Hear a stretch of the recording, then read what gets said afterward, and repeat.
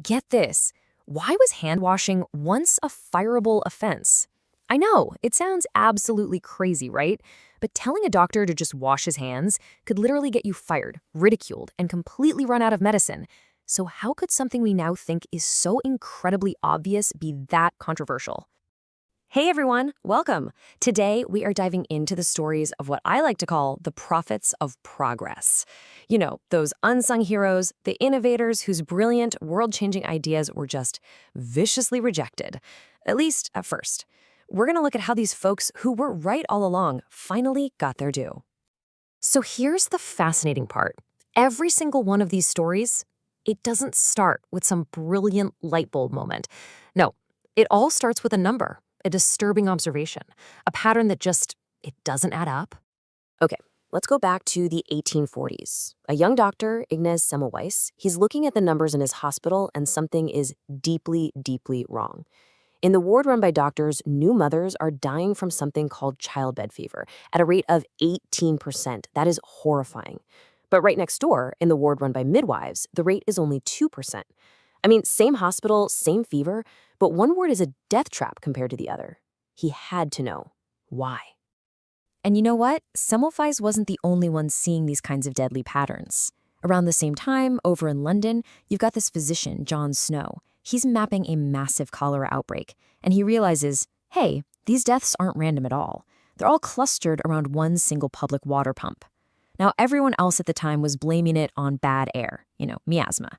But Snow's map, his data, it was pointing its finger directly at the water. Okay, so you've got this disturbing data. What do you do? Well, the next step in this pattern we're seeing is you have to come up with a theory to explain it. But we're not talking about just any theory. We're talking about the unthinkable theory, an idea so radical, so out there that it challenges the very core of what everyone thinks they know for sure. Let's take Alfred Wegener, back in 1912. He's looking at a world map, and he sees something that, a lot of us have probably noticed. The coastlines of Africa and South America kind of look like they could just smush together, like puzzle pieces. But he didn't stop there. He found matching fossils, identical rock formations on totally separate continents.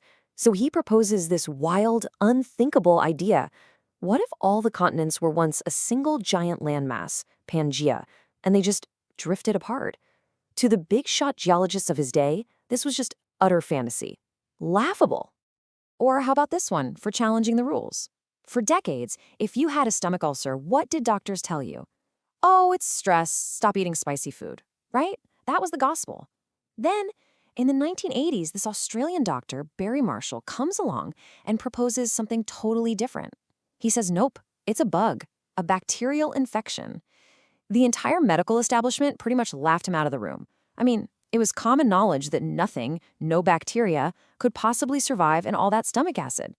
So what do you do when literally no one will listen to you? Your papers get rejected, your colleagues are mocking you. Well, if you're Barry Marshall, you do something truly dramatic. You take matters into your own hands. In 1984, he actually brewed up a disgusting broth of this H. pylori bacteria, and he drank it. And guess what? Within days, he gets horribly sick with gastritis, the thing that comes right before an ulcer. Then he simply cures himself with a round of antibiotics. He proved his own theory using his own body. Incredible. And this brings us to what's probably the most painful stage in this whole pattern. We'll call it the wall of rejection. This is the point where the establishment, the experts, the people with all the power and money, they don't just disagree with you. They actively try to silence you. Rachel Carson, man, she ran into this wall head-on. When she published her book Silent Spring back in 1962, she was warning everyone about the dangers of pesticides, especially DDT. The chemical industry, they didn't just argue with her science. Oh no, they launched a full-scale personal attack, calling her hysterical and alarmist, unscientific, anything they could to just completely discredit her. I mean, look at this. Carson's research was meticulous. It showed exactly how DDT was building up in the food chain, how it was hurting wildlife, and probably people too. And the industry's response? It wasn't to show their own data, to have a scientific debate. No. Their response was to attack her, to say she was just an emotional woman and not a real scientist. It's the oldest trick in the book, right? When you can't fight the message, you attack the messenger. And this same pattern, it just repeats over and over again through history. Think about it. Semmelweis, fired for suggesting doctors wash their hands. Galileo, put on trial by the Inquisition for saying the Earth revolves around the sun. Wegener, mocked because he was just a meteorologist dabbling in geology. And Claire Patterson, the guy who discovered the dangers of leaded gasoline? The oil industry just blocked his research funding. It's the same story, different names. So after you've hit that wall of rejection, what comes next? Well, it's the long, slow, and honestly often tragic wait for vindication. The truth, it does have a way of coming out in the end, but so often it's too late for the person who discovered it in the first place. Alfred Wegener's story is just a heartbreaking example of this. He proposes his continental drift theory way back in 1912. He dies in 1930 out on a freezing expedition in Greenland, and his life's work is still considered a complete joke. It took until the 1960s, a full 30 years after he was gone, for the theory of plate tectonics to come along and prove that he was, in fact, spectacularly right all along. And it's the same thing with Gregor Mendel, the guy who's basically the father of modern genetics. Back in the 1860s, he's in his garden messing with pea plants, and he figures out the fundamental laws of inheritance. He literally discovered the rules for how life passes on traits. And what happened? Nothing. His work was completely ignored, just sat on a shelf for over 30 years until it was finally rediscovered long after he was gone. But here's the thing. That's not where the story ends. Because now we get to the final stage. This is where the unthinkable becomes the undeniable. Where yesterday's crazy talk, yesterday's heresy, becomes today's reality. It actually becomes the foundation of the world we live in now. Remember Claire Patterson, the scientist who went up against the entire oil industry over lead in gasoline? Well, check this out. This is the result of his fight.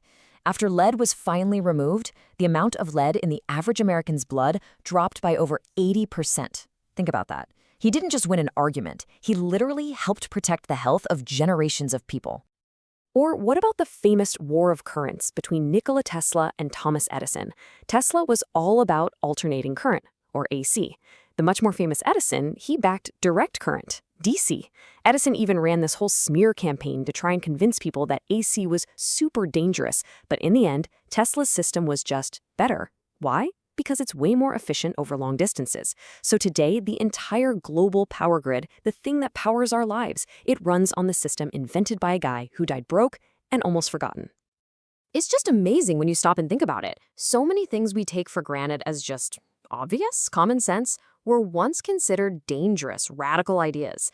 That the earth revolves around the sun, that doctors should wash their hands, that dirty water can make you sick, that ulcers can be cured with an antibiotic, that our environment is this delicate, interconnected system. Every single one of those was once a heresy, an idea that people had to fight for, and they often paid a huge price for being right. And that really leaves us with one final, kind of unsettling thought. It's really easy for us to sit here and look back and judge the mistakes of the past, right? But what about right now? What is the one widely accepted idea, the one common sense truth that we all live by today, that people 100 years from now are going to look back on and think, wow, how could they have been so obviously, so dangerously wrong? So if you enjoyed this little trip through the history of rejected ideas, please do me a favor and like, share, and subscribe. It really does help us keep making more explainers like this one. Thanks so much for joining me.